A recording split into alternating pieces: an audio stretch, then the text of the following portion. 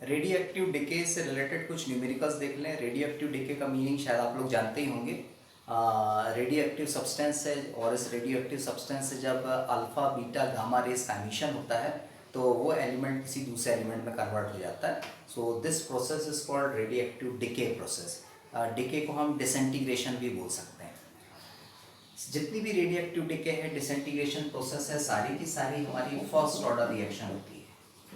First order reaction always, या फिर कहीं बोला जाए न्यूक्लियर एक्सप्लोजन तो उसमें भी फर्स्ट ऑर्डर रिएक्शन ही होगी। इसी से रिलेटेड एक हम न्यूमेरिकल देख रहे हैं। एक्सरसाइज का क्वेश्चन है 4.14 और इस 4.14 में थोड़ा देखें क्वेश्चन में क्या क्या बोला गया है। इसमें कार्बन के एक आइसोटोप 14 का यूज़ किया है और इस 14 आइसोटोप की एक स्पेशल कैरेक्टरिस्टिक है कि ये रेडियो एक्टिव सब्सटेंस होता है और अपने में से बीटा पार्टिकल्स को एमिट करता है। और इस C14 की क्वांटिटी लिविंग प्लांट्स में होती है। लिविंग प्लांट्स में है और उसने बोला है कि 80% है। 80% है, इसका मतलब इनिशियल अमाउंट कभी 100 रहा होगा और 80% फाइंड की गई है, मतलब आफ्टर टी टाइम वैल्यू हमारे पास है 80। इस पर्टिकुलर क्वेश्चन के लिए हाफ लाइफ पीरियड गिवन है 5730 ईयर्स, ये वैल्यू यहाँ पर गिवन है। के की वैल्यू वहाँ पर नहीं है, so K equals to question mark. Age पूछा गया है, एज का मतलब है time, time equals to question mark. First we know that से हम चले, we know that first order reaction है एंड फर्स्ट ऑर्डर रिएक्शन में टी हाफ और के के बीच में एक रिलेशन है। T half equals to 0.693 divided by K, इस तरह से होता है। तो हम के बेसिस पे इक्वेशन लें तो 0.693 डिवाइडेड बाय 5730 ईयर्स आएगा। तो ईयर इनवर्स ये यूनिट हो जाएगी के की वैल्यू कैलकुलेट हो गई। अब हम फर्स्ट ऑर्डर इक्वेशन से चलें, डायरेक्ट ले लें from first order rate equation. First order rate equation में बोला गया है k equals to 2.303 divided by t log 10 r not divided by r। सारी वैल्यूज को हम यहाँ पुट करते हैं। t को इधर ले आए, so t equals to 2.303 divided by k आ जाएगा, k की वैल्यू है 0.693 divided by 5730 log 10 r not value 100, r not की value 100 divided by r value है 80, 0 से 0 cancel, 4 times 5 times. Next t equals to 2.303 multiplied by 5730 divided by 0.693 log 10 5/4, ये हमारे पास आए। अब इसको थोड़ा और ओपन करते हैं और ओपन यहीं कर लें।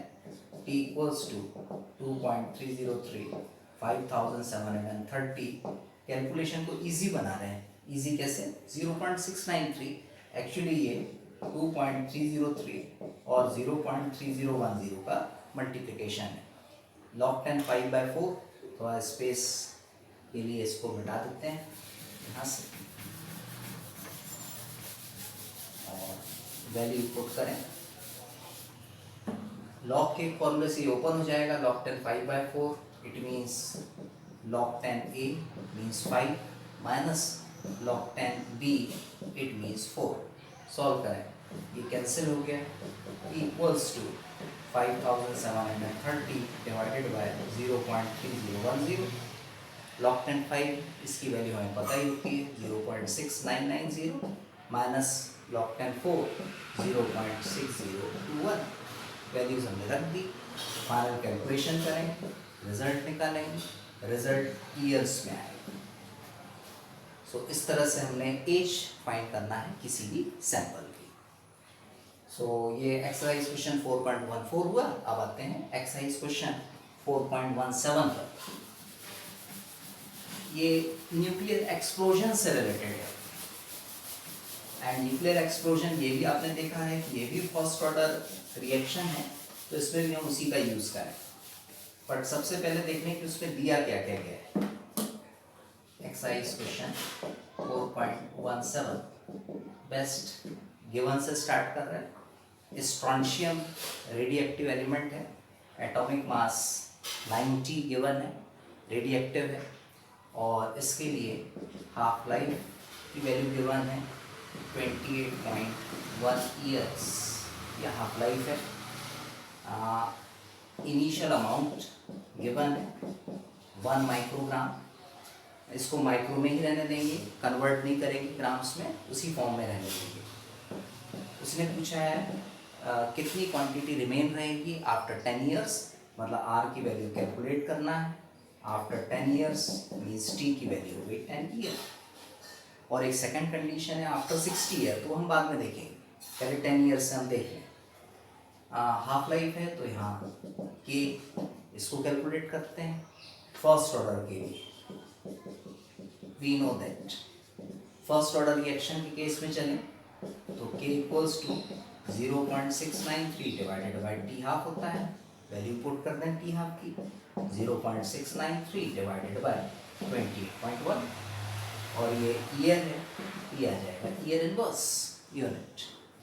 k की वैल्यू हमें मिल गई, अब हमें चाहिए r, तो from first order rate equation से हम चलें, and first order rate equation है t equals to 2.303 upon k log 10 r not upon r। कभी हम k से हिसाब से भी बना सकते हैं, कभी हम t के हिसाब से भी बना सकते हैं, इनको हम लिख सकते हैं ऐसा एक्सचेंज करके। वैल्यूज हम पुट करते हैं, फर्स्ट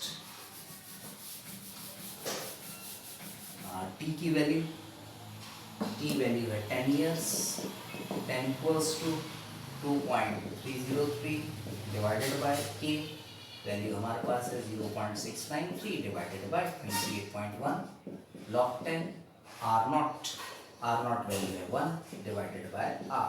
अब इसको हम सॉल्व करें, तो फर्स्ट इसको हम इजी बना लें। कैसे इजी बनाए, क्रॉस मल्टीप्लिकेशन कर लेते हैं। So 10 equals to 2.303 into 28.1 divided by 0.693, ये हुआ। लॉग को यहीं हम सॉल्व करने की कोशिश करें, तो log 10 1 माइनस log 10 r, ये आ जाएगा हमारा, ब्रैकेट में हमने रख दिया। log 10 1 वैल्यू ऑलवेज 0 होती है, so 10 into cross multiplication 0.693 divided by 2.303 into 28.1 equals to, ये आ जाएगा minus log 10 r।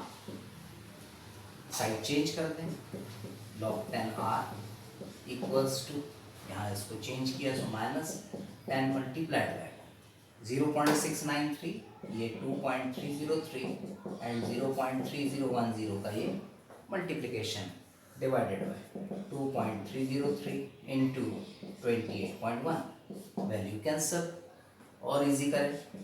r equals to left side में ओनली r है, लॉग का साइड चेंज कर दें तो ये एंटी लॉग हो जाएगा 10 into 0.3010 divided by 28.1, and anti log की वैल्यू पुट करके फाइनली आप r की वैल्यू कैलकुलेट कर लेंगे। r यूनिट होगी माइक्रोग्राम्स, क्योंकि जो r नॉट की वैल्यू थी माइक्रोग्राम्स में थी, तो r की वैल्यू भी माइक्रोग्राम में होगी। सो इस तरह से हमारे ये न्यूक्लियर एक्सप्लोजन से रिलेटेड कुछ न्यूमेरिकल्स थे। Thank you.